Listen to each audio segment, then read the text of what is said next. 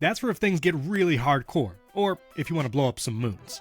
Welcome to Primary Technology, the show about the tech news that matters. Tons of AI news this week. OpenAI required a podcast, and Sam Altman compared AGI to the pandemic.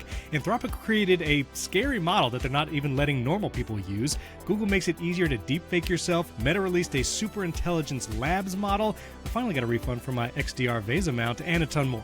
This episode is brought to you by CleanMyMac, Granola, and you, all of you who support the show directly. Thank you for that. I'm one of your hosts, Stephen Robles, joined, as always, by my friend Jason Ayton. How's it going, Jason? Much better than last week. That's much right. Better.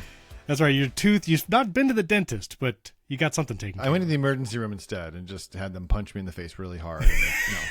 And I'm sure a little trick took your mind off that pain. I had an infected tooth last week. They gave me an antibiotic, which is really the most effective painkiller when you have a toothache because probably it's infected, which it was. Yeah.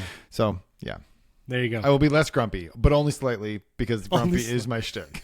And he's grumpy about the Kindle news, which we'll also get to later. Yeah. All right, we have a bunch of 5-star reviews, shout-outs. Smashing Sensation from the USA appreciates the chemistry, looks forward to the podcast. Baridi from the UK, I love this guy and the other guy. We're both guys in his review. Awesome podcast with attention to links, chapters, and now videos. That's right. Also, he goes for dog walks in sunny South Wales. Robert, his Cocker Spaniel, loves our voices. Well, that's super fun. Luke the Dev from Australia, another Australia listener. Battery percentage on, phone in back pocket. Back pocket phone. Leave us a 5-star rating review if you put your phone in your back pocket. Let us know. RGB, the tech guy from the USA, and now he supports the show. Thank you for that. Kojin27, he gave us a 4-star review. Now, listen, I don't know if that was a mistake or not. He was requesting music during the ad breaks. But listen, I'm letting go the 5-star rating goal. It's okay. Thank you all for doing it. But keep the ratings coming. Let's just get to 1,000, and we'll see what we are at then. Because it seems as though people are now trying to hold us hostage. And I want to be clear that the primary tech position is we don't negotiate with terrorists. So if you're going to leave us a review, leave us 5 stars, leave us whatever stars you want. We're no longer going to be held hostage to the idea that if you break our rating, now suddenly we have to change the entire show.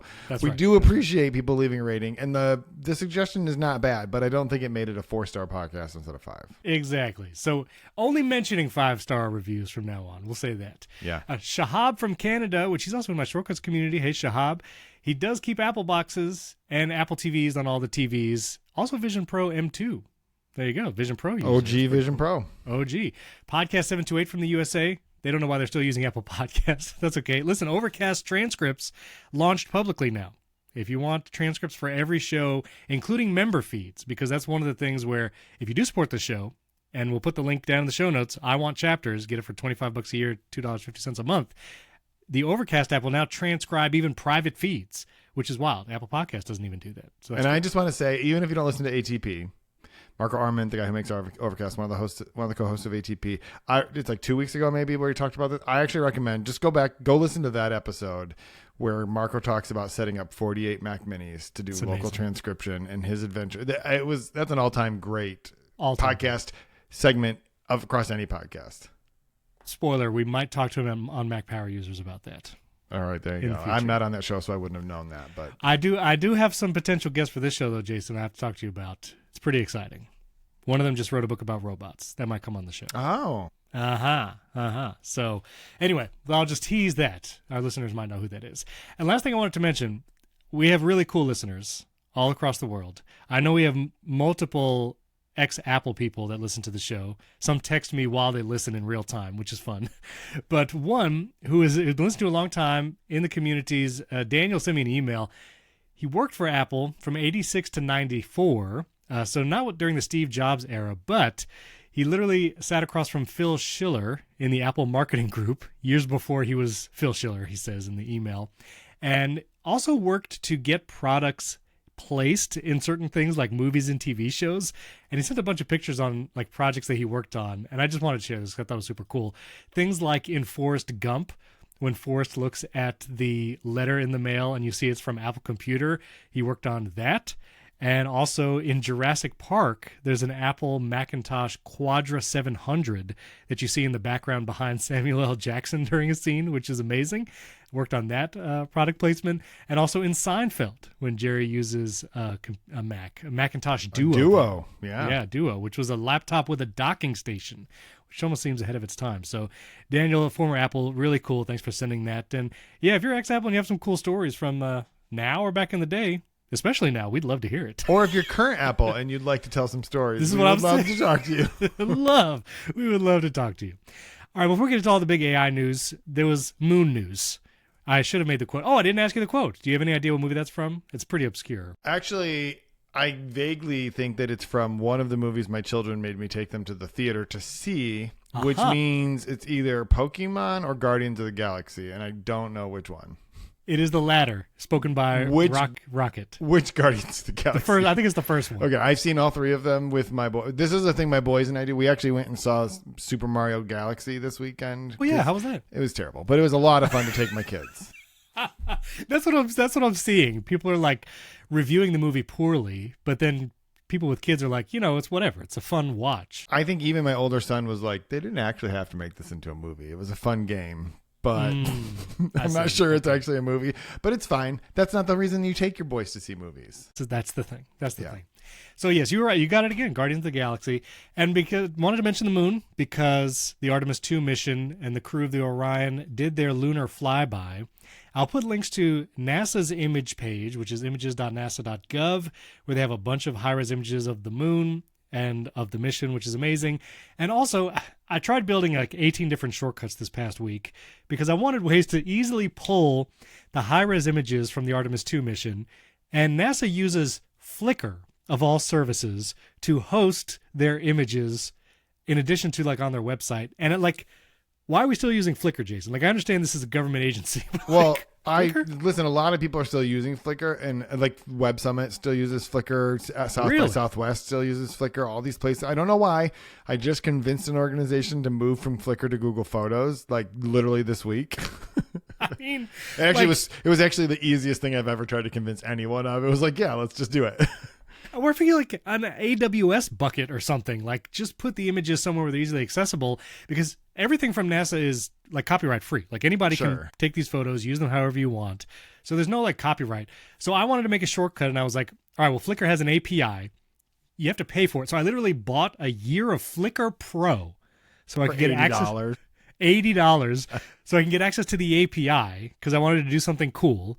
And then I created the shortcut. It pulled the latest images from the Flickr page, and a bunch of people shared it. And then Fernando Silva, very kind of him, actually included it in a 9to5Mac article, and the shortcut died because the Flickr API was like too many requests.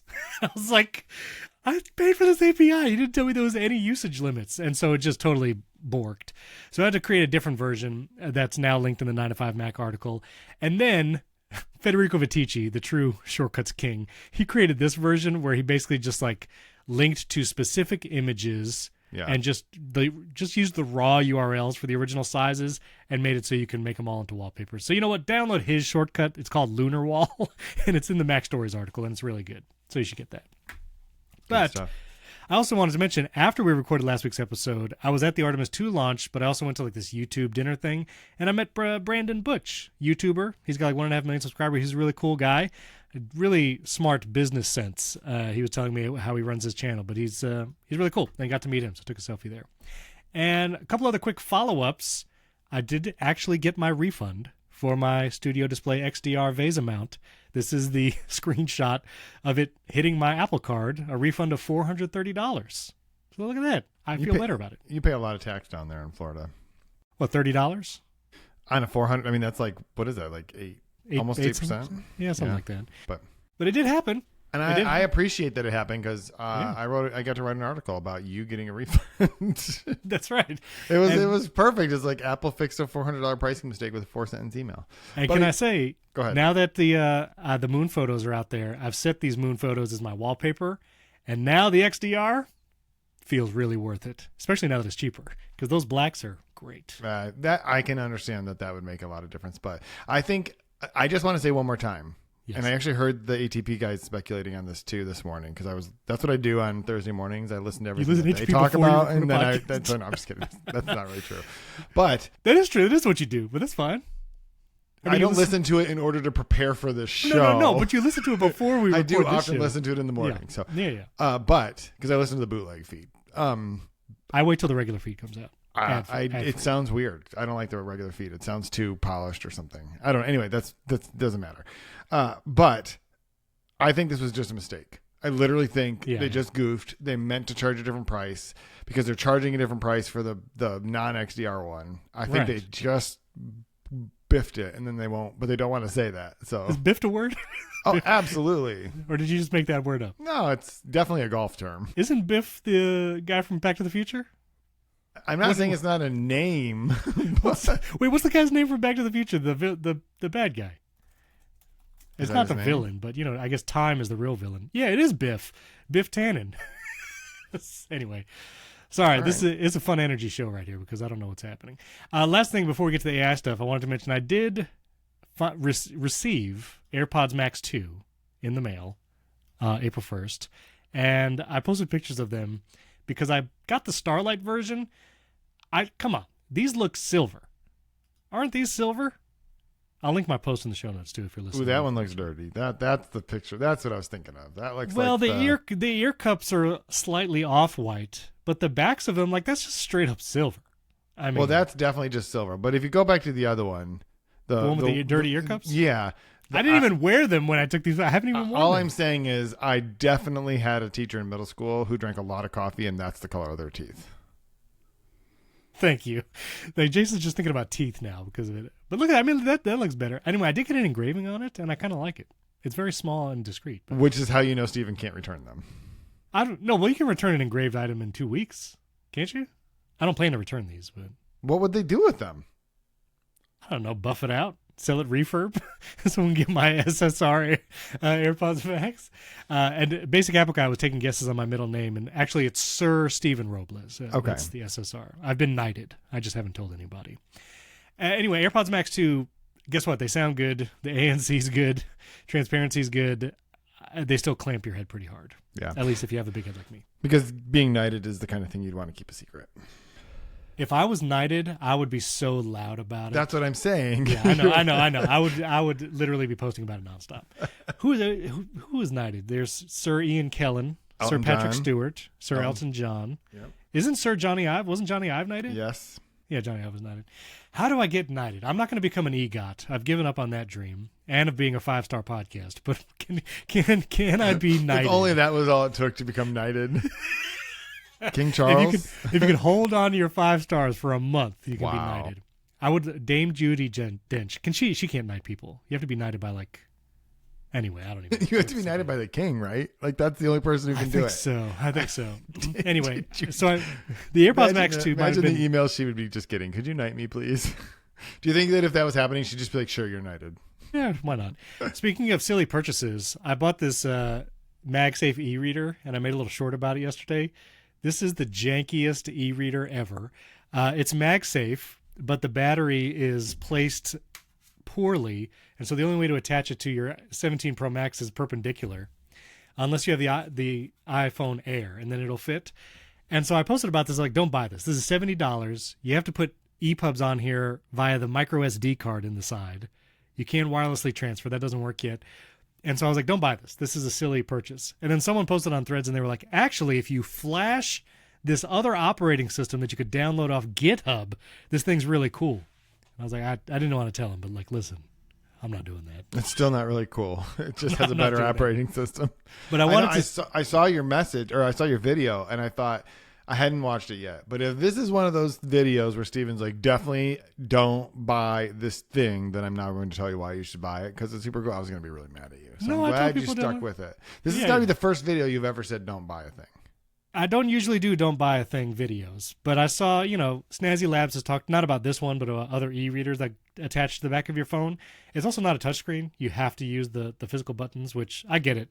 It's small. But anyway, I wanted to talk about dubious purchases because I bought the AirPods Max 2. I bought the silly e-reader. And our bonus episode today, I bought something much more expensive that might be even more dubious. And I have not told Jason yet, and he's wondering what it is. So I've been asking Claude, what might Steven have bought?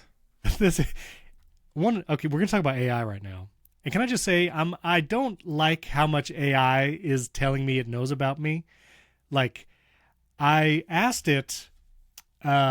Gemini, this was a question that the family was asking in the car as we were driving home yesterday. And I was asking, my wife was wondering, do fish know what direction is up? Because in the water, if you're underwater your entire life, do you know which direction is up? Because, it's kind of... Why would you not know which way is up? Well, if you've only ever swam in water, weightless... You're not weightless in water. You literally are. That's why space astronauts train in pools. You're not weightless. You're just somewhat buoyant. And so it's reduced effective gravity. But you're not weightless. Right. So do you think fish know what direction is up? Yes. Do you know why? Because the sun is up. Well, that's actually one of the reasons. Yeah. So Gemini... This seems super obvious. No, I didn't think it was obvious. I thought they knew what direction is up. I knew that you were forever trapped in a sinking ship and you didn't know what direction is up. You follow the bubbles. Sure. The bubbles go up. But apparently fish have like these little like things in their ear canals that are weighted. And so gravity pulls on those. And so fish know that. And also because light. They know light is up. And so if you shine a flashlight in an aquarium, sometimes fish will swim at a 45-degree angle because they'll think the light is like the fake light is the sun. So, yeah. But have you ever seen an aquarium full of fish swimming it not the correct way? I mean, I understand sometimes you see them, make maneuvers. Well, I've never seen fish not swimming. That's what begged the question. Like, it was interesting that... It would seem like then the answer would be obviously yes, because they all swim the correct way. But then like whales and stuff, which aren't actually fish, but they'll swim upside down, they'll turn around. But they don't. They do that, but it's an intentional maneuver is what I'm trying to. It's like, do the F-35 pilots know which way is up because sometimes they do a barrel roll? Yes, they still know which way is up. So all of that says, so I just want to read you the beginning of Gemini's answer. It says, yes, fish absolutely know which way is up. They don't guess, they rely on sophisticated blah, blah, blah. Second paragraph, since you're a content creator who uses high-end cameras like the Sony a7 IV, you can think of a fish like a stabilized gimbal. I don't like that. I don't like that it like throws random context about me in a question about fish. So I don't know. I didn't feel good about that. I was wondering I was really trying to figure out how it like made the leap to the camera, but that's I guess that works. But like a gimbal, that's fine. I think that's fine. It's fine, but like.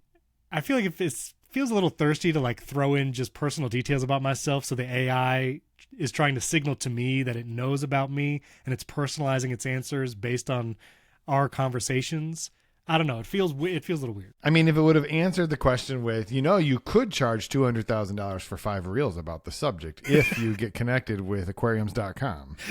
I mean, I wouldn't be mad about that, actually. Yeah. If it could land that deal with the Florida Aquarium, I'm down for that. Speaking of deals, great transition, by the way. OpenAI acquired a podcast after we recorded last week. They acquired TBPN, which apparently originally was like the Tech Bros podcast, which they've since distanced themselves from that name. But if you're not familiar... Only in name. They've only distanced themselves in name. Correct. TBPN is a live streaming podcast. They have it's like a 2 to 3 hour show. It's a video show primarily. They've had lots of like tech founders and people on the show. Well, they made this deal. OpenAI has acquired the show. They average about 70,000 viewers per episode. And the deal is like a 9-figure deal. I don't know if the exact number was... the guess is 150, I think. $150 million. And it's going to be part of OpenAI. OpenAI has supposedly stated that they're going to remain not neutral, but like that they'll still be able to operate how they operate. But it's like, listen, you have a lot of news that you want to get out there and a lot of positioning that you want to have OpenAI. Like, surely TBPN is going to be used as like a channel for that. Propaganda is the word you're looking for. Exactly. So it's like, hey, listen, TBPN guys, get your bag, I guess. Like, fine. That's great. If someone offers us 9 figures for this podcast, we'll probably take it. And then we'll probably start a podcast called like Primary-ish Technology or something. Primary Technology-ish. Yeah, that'll be independent. But yeah, okay. But you thought this was silly. Well, I mean, good for the guys who just pocketed $150 million. Yeah. And the only downside is they have to go work at OpenAI. But they'll probably get some stock, and that probably will turn out fine for them. I think this is so interesting because the mythology of Sam Altman is that he's like the greatest fundraiser in Silicon Valley, which seems to have borne itself out. I mean, the guy's raising like insane amounts of money for something that is not making any money. So good for him. Right. But there are two pieces to this. One is doesn't seem like he's very good at making deals, because I don't know how this is worth $150 million. Their most recent year that says they made $5 million in advertising revenue, and they only have 70,000 viewers. Now, I'm not saying that's like nothing.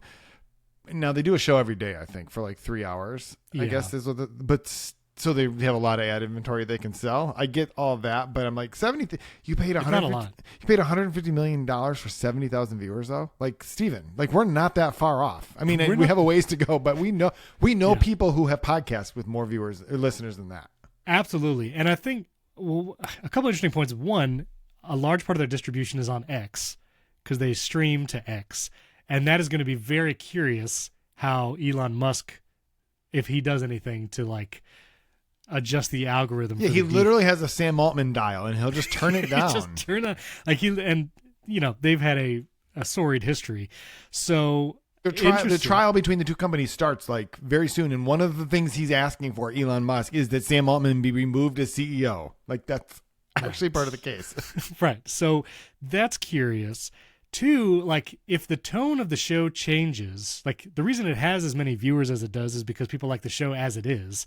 And so if they try to change the show, like, that's inherently going to change the viewership and listenership. So that's another part of it. Also, this deal was brokered by the CEO of apps or whatever, or CEO of AGI development now, which is Fiji Simo. And she's been behind a lot of the deals and acquisitions recently. Unfortunately, she's suffering from health issues, and she's about to take a leave of absence for an unknown period of time. If you listen to Dithering, I know John Gruber has some contacts within LoveFrom, which is connected to OpenAI, and people were saying, like, even in recent months, Fiji Simo has not been physically present at the OpenAI offices. She's just in Slack a lot, but she also brokered this deal with TBPN and lots of others, but also just feels like a difficult time to then step away after making these deals and trying to make all these changes. So it feels weird, man. Well, everything feels weird. One, I think that what was revealed in that conversation that you were referring to is that she's never worked at OpenAI's headquarters, which is in San Francisco, and she lives in LA, and she's only ever been working that way. And like, the deal is she's available basically at all hours in Slack, which is a terrible way to live your life. I just have to be honest. Like, it's just terrible. Yes. But all of the things that she was hired, I think, from Instacart maybe as the CEO of applications, and now she's the CEO of AGI, which, what does that even mean? You are the CEO of Digital God. Does that make you Digital God? Like, if you are the boss of Digital God. She's the boss. Oh, that's true. If you're God's boss. How can you be the boss of Digital God? I don't understand that. Like, that is... Woo. Wow. That's too far. That's too many layers. There's a lot of layers happening there, but I don't even, but what that just tells you is it's just words. It is just words that mean absolutely nothing, which just goes back to the second point I was going to make about the deal with TBPN, which is that this just shows you what happens when you have too much money. Like, you have a product that doesn't make money, but people are willing to give you money anyway. And then you have to figure out things to spend that money on. It's like people who win the lottery. Right. And they buy stupid stuff. It's like, I have 700 pairs of shoes, 13 houses. I'm trying to get a jet. Yeah. I don't even know how to drive a Ferrari, but I have 2 of them in the garage. And if I ever take one out, it'll be the last thing I do. And also, I'm going to file for bankruptcy because I have no money left. It's like, I don't understand how this story is going to end, but it doesn't seem good. Yes. So there's that. There was also this very odd clip of Sam Altman. I guess they also kind of do an internal video podcast sometimes. And John Gruber linked to it, but he links to this post. It's the OpenAI Newsroom X account, which, again, just wild to me that X is still where all these companies send like full-on video, and like Sam Altman and Elon Musk just hate each other. It's just very strange. But anyway, in this clip, Sam Altman is talking, which, can I just say, if Sam Altman's going to force himself onto a podcast like TBPN regularly, not going to be an exciting podcast. I'm just saying. I'm not trying to like down. He's just not a great like podcast personality, I feel like. And in this clip, which it feels like they're trying to do something podcasty, but they're just sitting around a table talking, Sam Altman compares this moment, quote unquote, namely the cusp of AGI, And he basically goes on this long story of what it felt like right before the pandemic hit in 2020 and how he wanted to go for a long walk before he knew he was going to be shut in his house for months.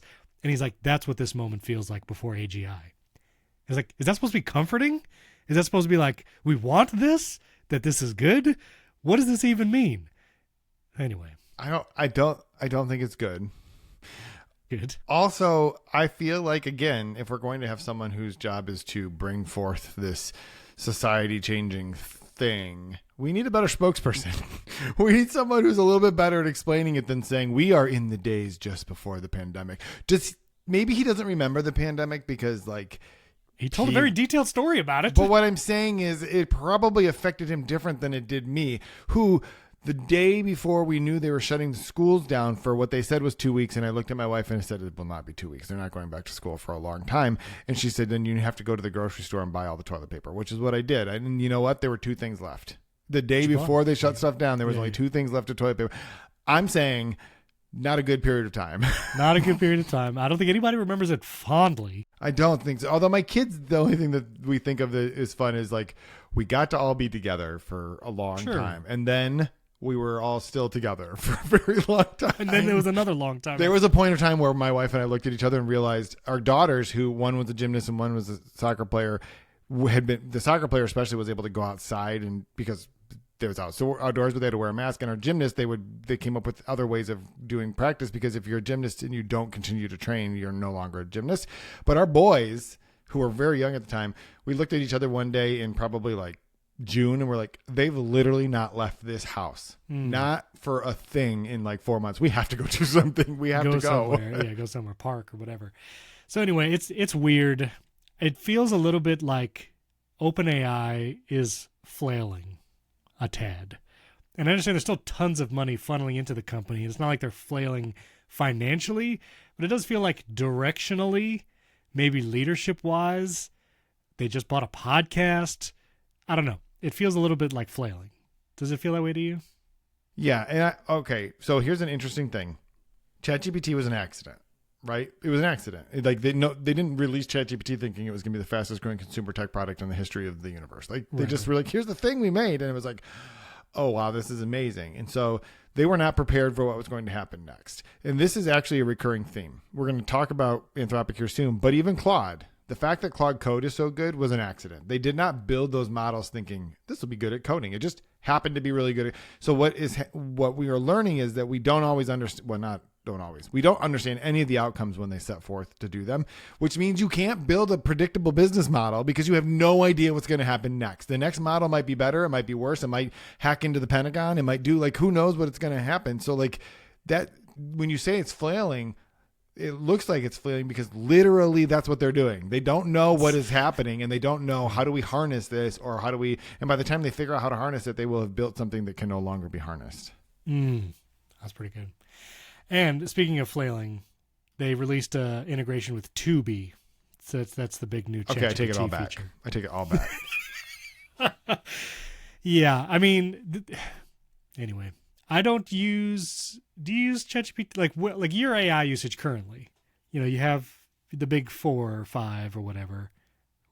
I mean, you have Claude, ChatGPT, Gemini, Perplexity. Grok. Perplexity is not it's a search engine. It's different. It's not. That's fair. And I actually did. I mean, I don't use Perplexity anymore because I use Claude more. But what like percentage wise, like what's your top 3? Like what are you using the most? Second, third? I would say most of the time it's right now split between ChatGPT and Claude. So it's probably 40-40 those two, and then maybe the other 20% is Gemini. And it kind of just depends on the thing that I need to do. Or if I ask one of those two something and I'm like, you're so dumb, then I'll go to Gemini and be like, what's the real answer? And Gemini will often give me that. So, but Gemini, I would actually, to be honest, I would use more often if it had a Mac app. I would use it more if that was the case. It is just too cumbersome to just only be using it in a browser window. Correct. Which do you use on your phone? Do you have any of them on the home screen? I typically still use ChatGPT on the phone. Interesting. Yeah, I would say when it comes to shortcuts usage, that's where I use ChatGPT via its API because I have a bunch of shortcuts built in with those requests, and it works well, and so I just keep doing that. When I'm on the phone, I'm using the Gemini app for like do fish know what direction is up? Like Yeah. I'm using the Gemini for that, or shopping. Like if I'm trying to I needed to find a trampoline replacement. I asked Gemini. I asked for that. On the Mac, it is mostly Claude. I'm mostly doing Claude for shortcuts building, I'm going to talk about a little later, like if redid a page of my website and it was like really good and it did it really fast. So yeah, it is Claude. Well, my thing about Claude is that the Mac app is terrible. It's absolutely the worst Mac app. You don't like the Mac app? It's just an Electron app. You might as well just be using it in Chrome. It is such a bad Mac app compared especially to ChatGPT. And it is completely and utterly unpredictable. If you say, give me this thing, sometimes it will just give you text in a window. Sometimes it will open a side pane with Markdown. Yeah, sometimes it makes you a Word document. And then it says, open it in Pages. And I'm like, why Sometimes don't you just... the menu of options and you won't do anything until you select an option? Just give me a chat thing. Just let me copy and paste. Yeah. It's fine. I'll figure out where to put it. I don't want you ever to... By the way, never make me a Word document. Like, come on. You don't know me at all. Yeah. I also find the copy to clipboard icon in Claude, it doesn't work a lot of the time, and I have to literally select the text, at least when it comes to like coding and regex. I have to like select it manually in the code block. But anyway. Well, and the one thing ChatGPT has started doing a couple months ago is you actually have to copy something twice. You can select it all and it doesn't enable copy. You have to do it a second time, and they're like, no, we don't want you to leave. So yeah, copy and paste is a struggle, but they bought a podcast for $150 million. I'm saying you've been able to copy and paste on the iPhone since 2008. Surely the ChatGPT app should have it figured out by now. That is true. Anyway, we're going to talk about the other end of this because Anthropic has made a model that is apparently so powerful, they don't want to give it to normies, like to regular humans. But before we do, I want to thank our friends. And I'm actually excited because I've reinstalled this application on my MacBook Air and have been using it a lot, which is CleanMyMac. I was using my MacBook Air as like the testing bed for all the AI stuff. I had, installed OpenClaw for a minute and I did all this and I was like, you know what, I need to clean this Mac. I want to get everything off of it. And I knew the one app that I needed to install, which was CleanMyMac. I'm not even reading script right now. I'm just telling you, I downloaded CleanMyMac. I had it scan my whole Mac for different things. It cleared up a bunch of space, removed stuff, and then I was able to go tell it like, hey, these are some apps I want to uninstall. Can you look at all the places these apps might have put something and just delete it? Totally does all of that. It walks you through the process. There's an assistant that can say like, do you want to do this? Do you want to do that? CleanMyMac is amazing. And so I'm running that on my MacBook Air, and it helped me just have peace of mind knowing I didn't have any of that cruft on there. It can also help you free up space for things like messages. So if you have a bunch of big attachments or you're finding the storage for your Mac is being taken up maybe by the message conversations, like it can identify all of that. And also cloud storage, whether it's iCloud, Dropbox, or Google Drive. If some of those folders are taking up space, and iCloud is notoriously difficult to manage the storage on your Mac because you just have to tell it like optimize storage, then you get no other settings. Well, CleanMyMac can help with all of that as well. So get CleanMyMac if you either want to just delete apps cleanly, free up some storage space, work on your cloud storage and messages. CleanMyMac, it's the way to go. So get tidy today. Try 7 days for free and use the promo code PrimaryTech for 20% off at clnmy.com/PrimaryTech. I literally used our own promo code on it because they didn't give us a free license. Like I literally paid for it and used our promo code. So 7 days for free. Use code PrimaryTech for 20% off at clnmy.com/PrimaryTech. The link is also in the show notes. Our thanks to CleanMyMac for sponsoring this episode and our friends at Granola. Listen, you probably use lots of different virtual meeting things. You got to do Zoom over here. You do Google Meet for some other things. Maybe use Riverside. Maybe you use WebEx. That's what Apple uses when you do things there. Well, Granola can work with all of that because it is a Mac app, and it will transcribe your meetings and do all the things so you can have those summaries, you can get the bullet points, you can do all of it using Granola on the Mac. It's an AI-powered notepad built for the way real people actually want to meet. You take rough notes like you normally would in the background, Granola is going to securely transcribe the meeting, turns everything into a clean, structured, actually useful notes when the meeting ends. And the best part is Granola works through your device's audio, which means it integrates seamlessly into the video conferencing tools you already use. No setup, no awkward tools. Like I said, it'll work with any meeting app, even if it's in the web browser that you're already using. And you can actually listen instead of frantically typing every word. Granola, I want an app like this. If I'm going to be doing transcribing on my Mac, I want a Mac app like this doing it in the background based on the audio input, not dependent on what app is running in the browser.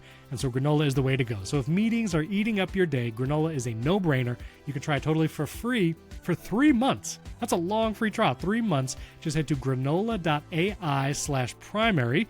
That's granola.ai/primary to get your time back. And you get 3 months for free at granola.ai/primary. Our thanks to Granola for sponsoring this episode. Now, we talked about OpenAI and whether or not they're flailing or not. But who's not flailing is Anthropic, as far as the kind of models they're building. And so they built Mythos AI, which, let's just say, epic name. If you're going to call something Mythos, this thing better be like legit. This thing better be serious. But this model, Mythos, can apparently identify and exploit software vulnerabilities, apparently with unprecedented accuracy. And so there's some concern that this model could be used by nefarious actors. And so Anthropic is only allowing like big companies to be able to use this model and actually run this AI. And so this is like, I guess, exciting and scary. Yeah, and I think it's interesting. Like, I sent you the NBC News link because that just tells you this is broken out of just the AI tech bubble. This is NBC News that is reporting on this new model. It is interesting, and this is why this is also difficult, because if what you wanted to do was show that you are by far the leader in making a model that is smarter than everything else in the universe, the best case scenario is that you created a model so dangerous you can't give it to the public. Right? But you're going to give it to these other companies and let them use it to poke around in their software and all that kind of stuff. And it's like, so this is like a marketing coup for Anthropic. I don't think that they set out to do this. I think what I said before is true, that they have no idea what the outcomes are going to be when they start building some of these models. And they're like, wow, this one is really good at identifying vulnerabilities, so we probably shouldn't release it to the public, because suddenly every bank and every whatever is going to be vulnerable to hackers who now have the strongest, most powerful tool in the universe. Also, like, it does seem to beg the question, like, should we keep doing this? They never asked if they should. Yeah, it's like Jurassic Park. Why are we doing this? Like, why do we keep doing this, and why does no one think that this is a problem? I mean, because this is the promise of AI. Like, this is like, they're going to keep pushing because they want these tools to find a use, or vice versa, for people to say like, okay, here's an unequivocal use for this model that is valuable enough for companies to pay a lot of money for. And now suddenly it doesn't seem like a bubble because they've created a product that is actually valuable.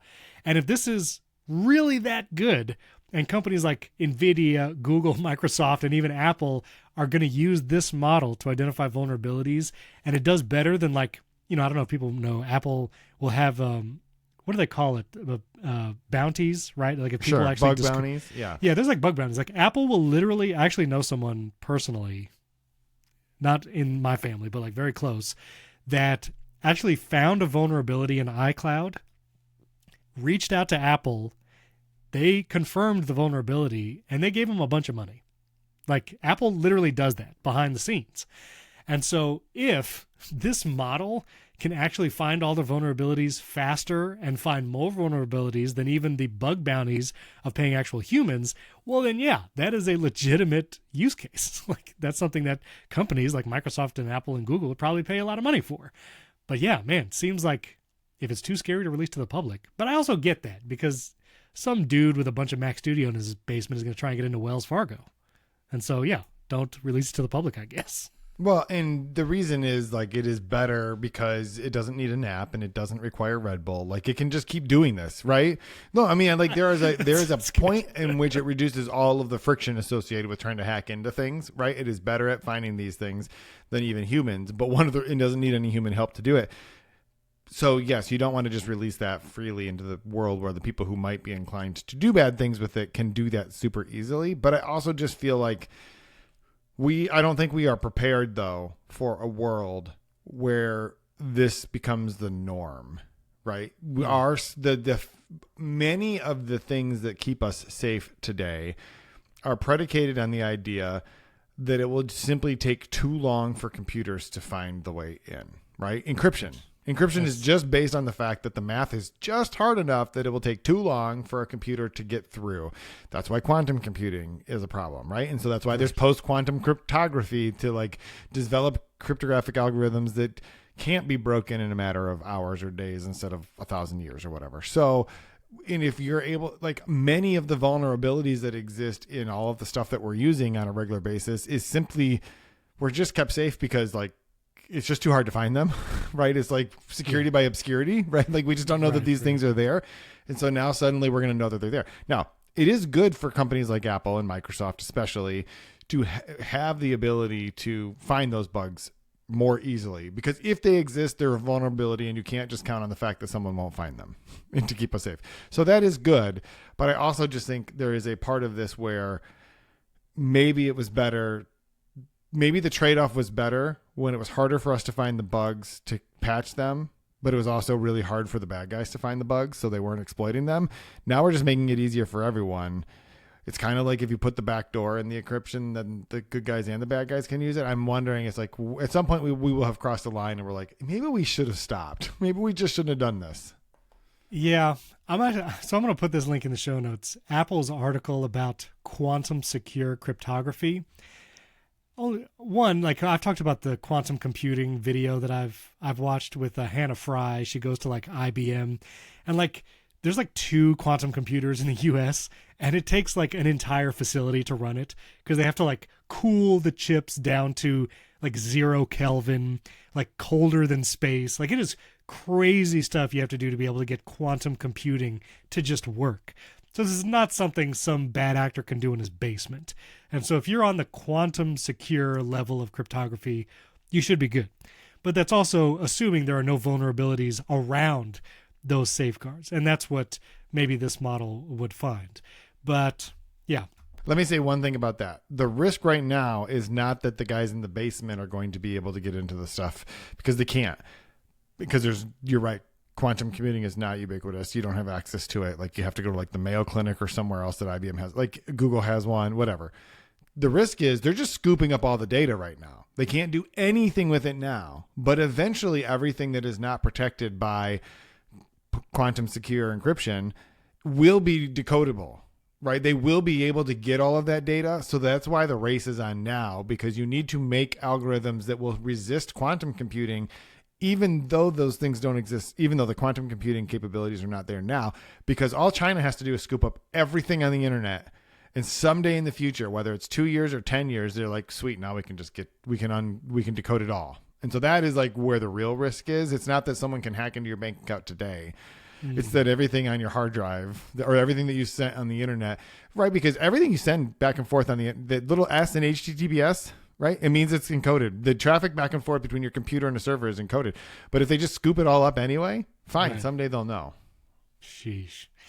Well, if you just got some bad feelings like I just did, just try to ask Claude or Gemini what today's date is, and you might feel a little better. No, you won't. You will not feel better. Because they don't know what today's date is. So we're still hopefully a little ways off. But anyway, so that's Mythos AI, but also some Anthropic news. Apparently, a court has declined. I hate how these headlines are phrased.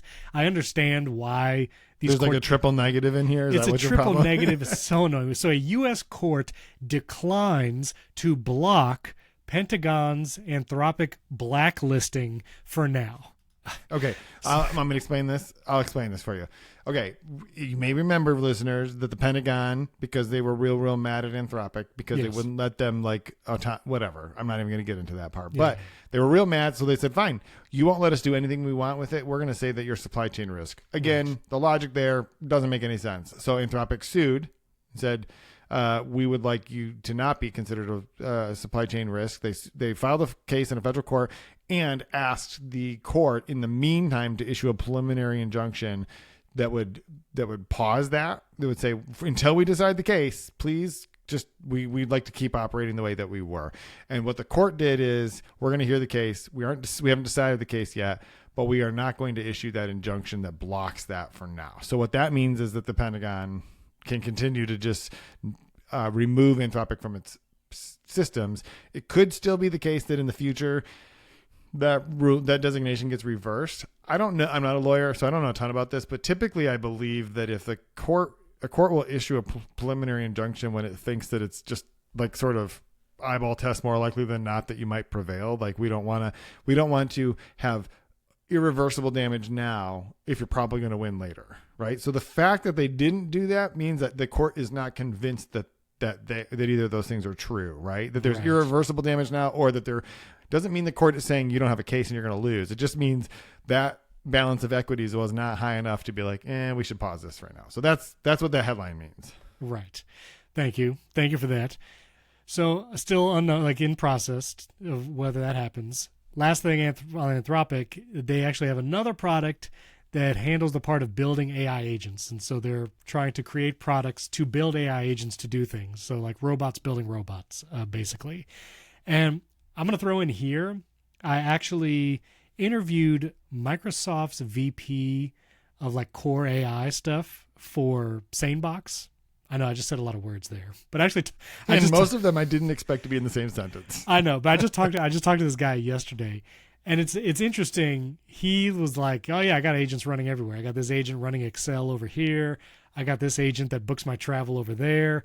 And so, like, you know, internally, how these like AI teams are using AI agents is quite interesting. But anyway, that conversation will come out probably maybe a month or two from now. But yeah, agents building agents. It is like maybe you could build something useful, but I don't know. We'll see. Also, you know, what if the agents are mad at you and they build agents you don't want to have around? If they don't know what today is, can they even do anything bad to you? I don't even know. That's true. They have to chase you through the future. It's like, what was that? What's the Justin Timberlake movie or whatever? Oh, Out of Time? Out of Time, yeah. Listen, that is not a great movie. No, that is a good movie. But it is an excellent... Out of Time is the Denzel Washington movie.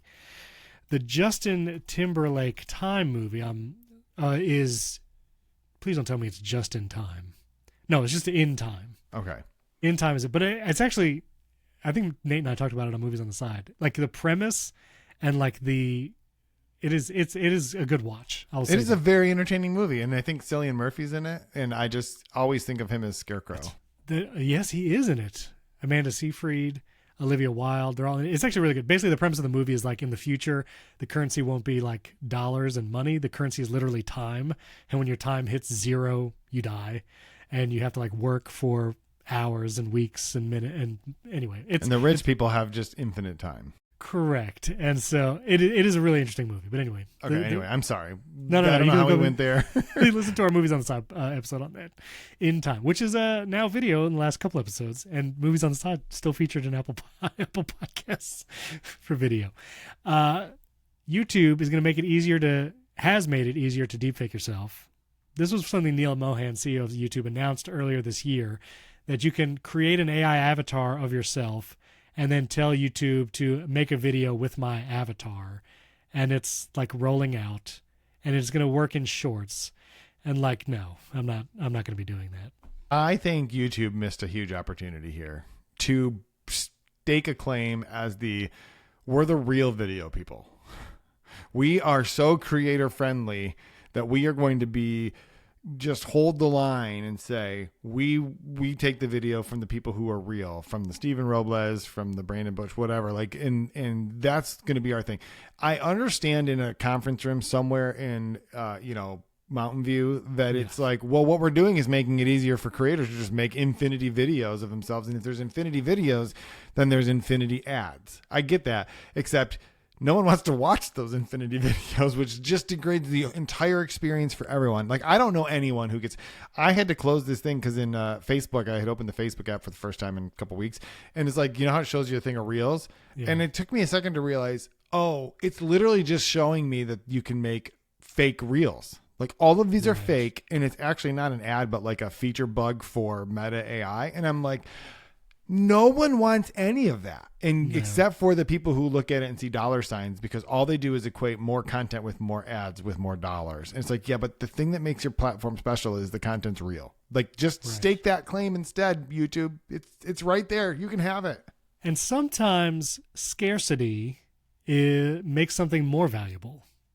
No, that's literally the point, right? That's literally the point. I mean, like supply and demand, yes, but like when it comes to content, yeah, sometime, if you released like 18 shorts every day, I think people would lose interest, honestly. Right. And so it's not like just because you can monetize more content and anyway, it's not great. I won't be doing if you see a deepfake of me, I didn't make it. It's some random person on TikTok. I'm just saying that. I'm not going to mention it again. Good to know. Yeah. All right. Meta Superintelligence Labs released their first model. This is Muse Spark. And this is like, apart from Llama and AI, and, Mark Zuckerberg wasn't happy with AI and what they were doing before. So he created Superintelligence Labs. And now this is the first model coming out of that, the Superintelligence Labs. This is where they poached Apple people to. They went to work at Superintelligence Labs. And this is supposedly a model that can use multiple agents on a single task to get a better answer or a better end product from it. So anyway, Meta's out there doing it. I don't even personally think about Meta and its models and trying to use it in API. Maybe I should. Maybe this is a good model. I don't even know, but Jason's shaking his head. No, like the last company in the world that we want making AI products is Facebook. And the only reason they make them is that they can use them to make infinity fake content for ads. Like that's it. That's the entire reason Meta has an AI. Also, because they figure if people are going to be using chatbots, they might as well make the chatbots so then you can't leave their app to do other things. That's pretty dystopian. Like it's just none of it's good. Yeah, it's not great. I really need to watch the movie Her. I don't think I've ever seen it all the way through. Have you seen that movie? Yes. Yeah, I need to do that. Anyway. Oh, no, this is the wrong order. But I'll just mention this. beardfm.surf.social. I created a Surf Social feed. Apparently, Surf Social is this new product from the people from Flipboard, I think. And it's basically trying to be an aggregator for all things, not just RSS, like an RSS reader, but also like the Fediverse, so like Mastodon posts and also podcasts and YouTube channels. And you can basically like create a feed and then follow feeds and it'll just have like all the things. I don't know. I always try to jump on these things when they launch because you never know like if something's going to hit, but I don't know. I don't know. I don't know if it actually is going to cut down on social media usage elsewhere or be actually useful, but I don't know, but I have to say, this is the worst user interface design of all time. Because when you scroll through this feed, all of the thumbnails show up, which is great. But literally the second you like pause, even if you just pause long enough to scroll again, it flips to auto playing the video really quickly. And so all I see is Steven flashing at me constantly. Steven's face just keeps popping up in my face. It's like, this is not a good experience. Also, it's weird. Like they have posts, watch, read, listen, and look. And many of these tabs just have the same content. Like my watch has some YouTube videos. My posts, well, I guess because I share them in posts. I don't know. It's weird. It's a new social aggregator. It's trying to do stuff. Well, and Flipboard's trying to be relevant again. There was a time when the majority of my traffic at Inc. was driven by Flipboard. Really? Oh, yeah. No, not anymore. It's been a long time. No, I know. But listen, when Flipboard first came out for the iPad, like it was one of the first apps on the original iPad, and it was awesome. Like you could add your Twitter feed and you can add RSS feeds, and you can literally flip pages like it's a magazine, see the articles, see the things. The original Flipboard on iPad, I think, was a great app. Maybe they should just bring that back rather than this kind of weird like social feed and Fediverse. But yeah. Well, but think about what happened. All of the companies made their RSS feeds preview only, right? And so because they want the traffic on their own sites. In Flipboard, the reason that it was valuable is because it was essentially just showing a web view of your website. So your ads were still native and stuff like that. Right. But there was a point in time when it was probably a good 30% of traffic. And today, I just checked, and like the last 25 months, it's less than 1 million views in 25 months, which is like a very small percentage, less than 2%. Less than 2%. That's interesting that people are still using it, though. I guess on that iPad 2 that might be still sitting around. Yeah, I don't know. I don't even know what that could be. Now, you wrote about something this week, and this was news. So Amazon is cutting off some of the original Kindles all the way up to the first Kindle Paperwhite, and you'll no longer be able to get the Kindle store and download new books on it. You can get books now, like download them real quick before the cutoff, and then you can use those forever, I guess. But then you don't get the Kindle store after that. And if somehow you deregister the device, it'll never be able to be registered again. Why? Like, why are they doing this? I mean, these are ebooks. That was a point I made. You made a product, Amazon, that replaced something permanent. You were like, here's a digital thing that's the equivalent of something that's permanent. I have like a Bible that came from my like great grandmother's house that is in our house, and it's probably, I think that the copyright date on it was like 1870 or something like that. Wow. And it's fragile at this point because it's Sure. like 250 or 150 years old, but you can still read all the words. It still works just fine, right? Like Right. it doesn't have to connect to anything. It's just all the Bible. You don't have is to still charge there. it. Right. You don't have to charge it. It doesn't have to sync. It doesn't Pixel require density Wi-Fi. Yeah. on point. Yes. It just, all the words of the Bible are there. The Bible, it's all there.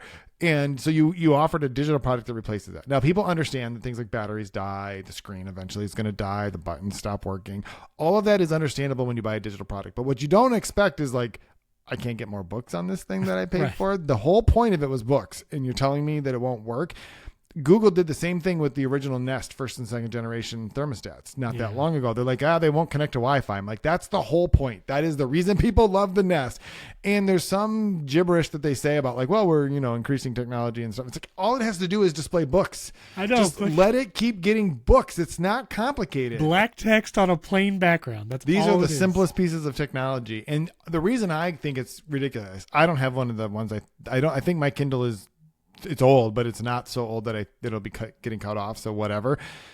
The problem is these are people who have been using your product for 15 years. They are your most loyal customers. Right. Why would you do? And my reason for writing this is that they sent it to Amazon sent it to them as a thank you note. Thank you for being some of our longest customers. And then they said a thing that just pissed me off. It's like, we see you've gotten 14 to 18 years of use out of this. Almost like they're saying, you've been hanging on too long, dude. It's time to upgrade. That's not good. What I think Amazon should have done, because they say that this is less than 3% of active Kindle users, is just sent them all a new one. That would have been Think a about the totally story that different it would have story. been is if they just said, hey, we're going to cut yours off in May because whatever, we can't continue to whatever. Right. Here's, the base model, new whatever. And it would probably cost them, let's say it cost them $100 million. They spend more than that on paper cups for like coffee in the office, like a month. It's like, come on. That would have been a PR story for the ages. Unbelievable. Like, that would have been amazing. Yeah, that's Apple's a out here sending MacBook Neos apparently to like biology teachers, and Amazon won't send a $39 Kindle to a bunch of people who have been using them for 15 years. Oh, it's so true. And like, they throw Fire Sticks in pretty much whatever purchase you want. Like, throw a Kindle in there. You buy like Lysol wipes off of there, and they'll include a Kindle for you. I mean, apparently, Echo. if 2012 or earlier are the Kindles that are being discontinued, and the one that hit me as like the first generation Paperwhite, because I actually do still have that. I actually gave it to one of my kids, and it still works just fine. And they were using the Kindle Paperwhite, and I don't know. I think we upgraded them. I don't remember. We'll find out soon, because if they can't get more books, it'll be evident. Right. But I just think it's crazy. I just think you should not do this, companies. When you sell a piece of technology, it's one thing when the people who make my Samsung or my LG refrigerator make them so that the condenser goes out and it's too expensive to replace it, but at least a piece failed, right? Like something it failed. Yeah, it's not like they're saying like I'm sorry, the electricity won't run it anymore, so you're going to have to replace it. Like, I get that things fail, but if it continues to work, people should be able to continue to use that technology for as long as possible. And if you are designing the software that runs on them in a way that it will no longer work, okay, and here's the thing, people are going to be like, well, you have old Macs, they don't get updates anymore. Yes, but they still do the thing. I booted up the G4 PowerBook yesterday. It still does all the things it could do the day I turned it off. And you can still go to apple.com in the web browser today. Actually, you can't, because this version of Safari is not supported on the internet anymore. I'm actually Really? working on this. I'm working on. I think Camino is the only browser that I can get. But the problem is, how do you get a web browser if you can't use the web browser? Download the DMG and USB stick it. But how do you download something if you don't have access to a web browser? I'm going to have to do it on another Download computer. it on another computer. Yeah, I'm going to have to do that. Yeah, DMG to the USB stick. This is a project. Please do this, and we need to talk about this like in a personal tech episode. But I do want to say, like, e-readers, it's the way technology is today. So much of it is ephemeral because it's updated so quickly. Things like phones, even if you keep it for 7+ years, the battery is going to die. And getting it replaced, you just get a new phone. So much of technology is not permanent, and e-readers like could be. And I feel like people, I know I do, like there's a inherent affinity for a product that's so good that you could use it for the rest of your life. and not upgrade it. And I think about things like this microphone. I might use this microphone for the rest of my life and never update it. And like my shotgun microphone is another one. Like it's been in, for years. And people talk about the Shure SM7B, the mic you use, as like Michael Jackson used a version of that to record Thriller. Like it's a product that has stood the test of time. And there's so few products in the technology space that can say that because processors get faster and software gets updated. Like Kindle could have been like, we support our e-readers that are 30, 40, 50 years old because all they ever need to do is display black text on a white background and, make an Apple-like video of stories of people with their 20-year-old Kindle and how they still have affinity for it. So, I don't know. It's a missed opportunity and, just not great. Stephen, famously, I'm using a 18-year-old Samsung plasma television in our bedroom that's 55 inches, and it still works exactly as good as the day that we got it. And it weighs 1,000 pounds. It does. It has to sit on a dresser instead of hanging on the wall, but because we don't have a load-bearing wall that we can put it on. But. You would need a cinder block wall for that thing. Yeah. So anyway, I mean, it's a shame. If you have an old Kindle, I guess it's time to upgrade if you still want access to the store, or you can get this $70 e-reader. And load EPUBs on a micro SD card. You should not do that. Yeah, don't do that. I literally said don't do that in my post. All right, last couple of things. Then I want to talk about Claude strikes again. But Google brought vertical tabs to Chrome. I don't do vertical tabs. I do, but I don't understand why it took so long. So when I read this, I'm like, what are you talking about? Chrome has had vertical tabs all this time, but that's because I use Brave. But Brave and Edge have both had vertical tabs forever. Correct. What do you use vertical tabs? Yeah. It's so much better experience. Oh no! This is an existential crisis. No, it's not an existential crisis. It's significantly better experience. Really? Oh yeah. Safari doesn't do this, right? Safari doesn't do that. That's probably true. Because you can do the tabs tab in group. General just suck on Safari. Listen. They do. We can't get it. No, they do. Stephen, hold on. This is not even like debatable. The way that like it truncates titles and words and all these things. If you're watching, you can literally see all my tiny little tabs. Yeah, right it's now. the worst thing it's terrible. It is difficult to click them. It's not, and like there's this weird bug that's happening now where my far right tab in Safari does not have a close icon. So I have to click over to a different one and click back to it if I want to close. So there's Can you just Command W? Sure. But I mean, if I'm clicking, right. Yes, you're right. That's a true story. I could just Command W. But if I'm moving around with my mouse, I don't want to have to move my hand over. I get it. Anyway, my point is simply vertical tabs, underrated. They're pretty good, especially if you are someone who has a lot of them open at a time. Because if you think about it, when you hover, it just sort of slides over and you can actually see all of the titles of everything. So it does make it a lot easier to scroll through. I might be being convinced in real time because as I'm looking at my tabs, I have like 3 what Verge is that? logos. What are I have they? no idea. I have no idea what these things. And even if I leave my mouse on it for a second, I see a little preview. It takes a while though. It takes a long time. Yeah. So there is a feature though in Safari that says always show titles or something like that, or always show website. What does it say? Always show website titles and tabs. And if you click on that, what it will do then is when you like. It'll always show you a piece of it, and then when you hover, it's like quicker to make that changeover for you. But anyway, I just checked that box, and now I see. And then so what it does is it condenses the rest of them off the side so that you have a minimum. Yeah. So you have to scroll through them now. I don't know if that's better. It is slightly better, but vertical tabs are good. I might have revealed the bonus topic episode by doing that. I didn't even look. Don't worry. Okay, great. All right, please leave us a 5-star rating and review. Vertical tabs? Do you use vertical tab? I really need to know. Like if this is something that I've been missing out on for my whole life. But obviously, I think a lot of our users are using Safari, so they're going to say no. Well, let's see. You never know. You might win this one. We'll see. Vertical tabs, 5-star rating and review in Apple Podcast or emails podcast@primarytech.fm. Last thing before we get to personal tech, Spotify. Everybody likes Spotify's playlist generator, like making music. They say Spotify's way better than Apple Music. Although Apple Music now has AI generated Apple Intelligence playlists. Spotify is now doing it for podcasts. So you can now prompt Spotify to create a playlist of podcasts, and it will just put some random episodes of shows that it thinks you're going to like. And I know James Cridlin at Pod News tried it, and he was able to get an episode of Pod News placed in one of these AI-generated playlists. I didn't have this feature yet. I tried doing it, but it didn't come out. I guess it's... no, it is in the US, Canada, UK, so it should be out. But anyway... Let us know if you try this and you see Primary Tech actually pull into a playlist. That'd be cool. great. Yeah, that'd be great. All right, I want a personal tech. I need to talk about how Claude struck again in a good way. Not Mythos AI, but It didn't hack into your whatever you have going on there, your Plex server, and delete all your stuff. No. So I have a Squarespace website. I've had it forever. I have like 100 plus Squarespace websites, and I like Squarespace for a lot of things.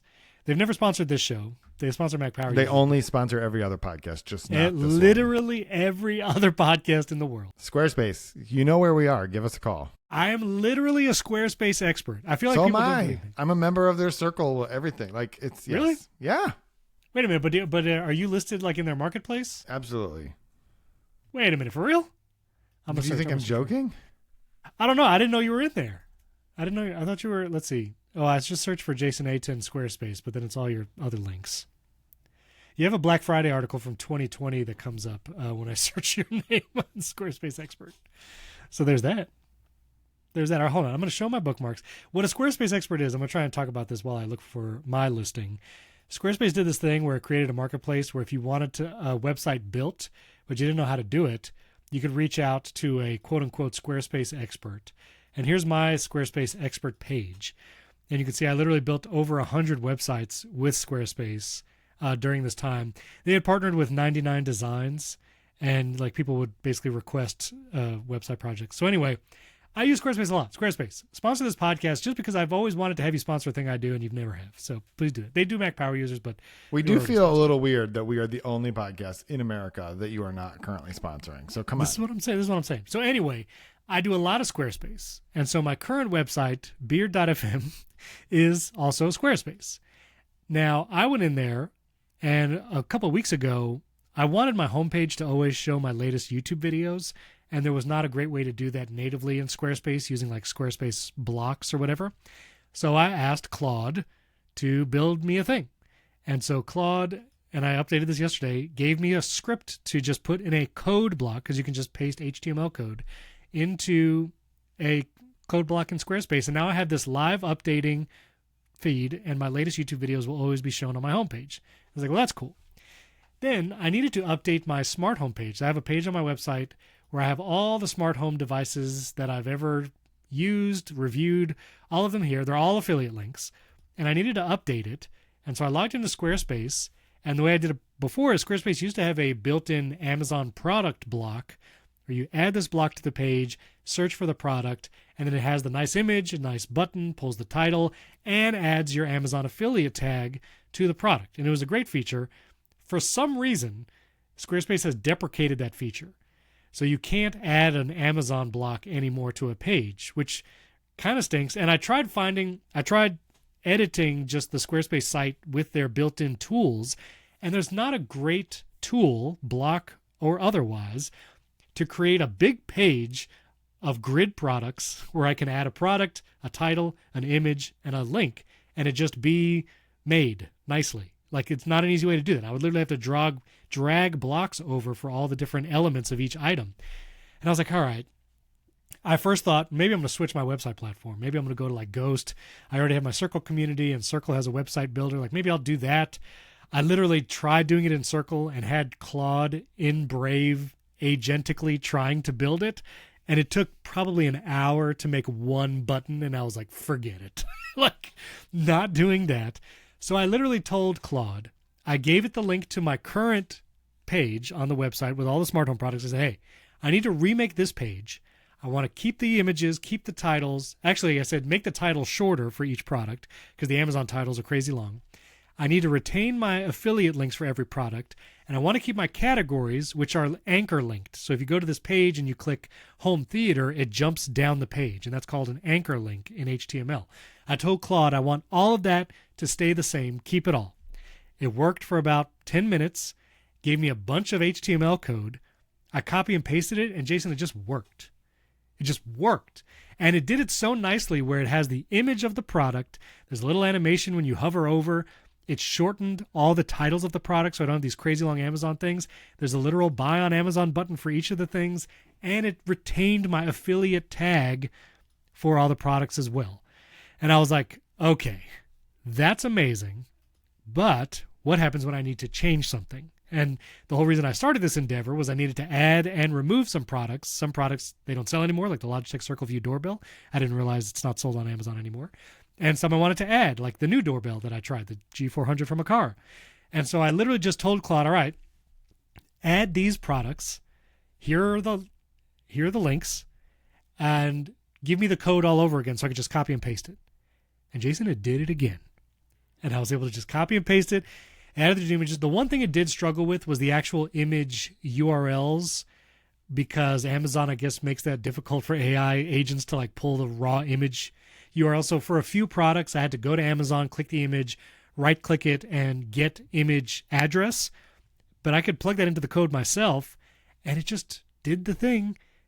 I gave it my Genius links, and it just made this thing. And so now my smart home page is updated. It looks great. I even told it, like, you know what? Take all these products that are kind of like home theater-ish, create a new category, put them in that category, and it just did it. It just did it. So my TV's there, my new receiver, the Sonos speakers, like everything is organized so nicely. Anyway, beard.fm/HomeKit. And you can see this page. This page was totally made by Claude. They didn't sponsor this episode, but they did save me a ton of time by just building this. So It's amazing. AI is good for that. It's good for that. Yeah. I mean, Dario Amade is getting all the affiliate credit now, but I don't think he No, cares. I I don't think he everything. cares that much about the I 13 literally cents checked you make off of a Sonos speaker. No, I checked every link and made sure my tag was in there. But I'm like, this is useful. Have you ever used Claude to like redo a web page on maybe a website that you help with or anything? No, I've not done that. I have used it. No, I haven't used Claude. I used ChatGPT one time to make me a web app. Wait, was that Claude? Maybe I used Claude to do that. This was a while ago before I was like paying for Claude, but it actually did work. It worked pretty well. It like points to a Google Drive bucket, and it just you can like drag a folder of images on it, and it just puts them in there. So, listen, it's some people then were asking like, oh yeah, just wait, you'll make a whole website with Claude, and I'm like, I don't know if I want to do that. Like, I don't know if I want to like roll my own HTML website and upload it to like an FTP server. Like, I don't know if I want to do that, but I do like Claude building little thing. And then for my YouTube thing on the homepage, it broke. It wasn't pulling the latest videos anymore. And so I told Claude, I was like, hey, this thing broke. Can you like try again? And it tried giving me code. It wasn't working. And then it was like, listen, and this is where the knowledge about you personally comes in handy. Claude was like, hey, listen, I know you have a Cloudflare account because I've helped you set up an R2 bucket. Because I'm looking at it right now. Literally, he's like, I know. I said it was like, I know you have Cloudflare. And I know this sounds crazy. This is Claude talking to me. It says, listen, if we create a work job over in your Cloudflare account, this is going to be way more reliable and work really consistently. And it's not that hard. I'll walk you through it. And the first time it told me that, I was like, no, I don't want to do that. Just give me the code. Let's try to make it work. We went back and forth. It kept not working. And then eventually, after I told Claude, hey, that didn't work either, try again, it was like, do you think it's time to try Cloudflare? It literally said, like, is it time now? And I was like, fine, let's try it. It is the friend who's way smarter than you and wants to make sure you know that it's way smarter than you. But the problem is, Jason, it was right. I know. It wants you to know that it is way smart. That's what I'm saying. Google Gemini would have suggested it and like, okay, you can do it your way. That's fine. It would have never tried to make sure you knew how much smarter. You would have figured it on your own, and eventually you'd have been like, hey, that thing you said at the beginning, let's try that now. Yeah, I found the conversation, and I'm gonna put I'll share the screen so you can see it in the video, but I'm gonna read what it says because it's hilarious. It said, honestly, at this point, the Cloudflare worker is really the right solution if you want it to update automatically. It's about 10 lines of code, and you already have a worker set up at oaktreepixels.com, which is correct. We did set up a worker previously. Want me to walk you through adding a new route to your existing worker, you dummy? It didn't say you dummy part. It didn't say the dummy part, but like that's like implied throughout this. It was like the right solution if you want it to update automatically, bro. Like, listen. I literally said, fine, walk me through the Cloudflare worker. And he's like, great, here's the plan. And the stupid thing worked. It worked. And I was so mad. But I should have just done that.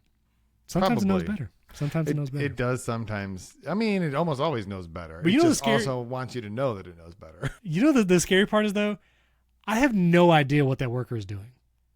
I have no idea what that code is that I deployed in my Cloudflare account and what that thing is doing.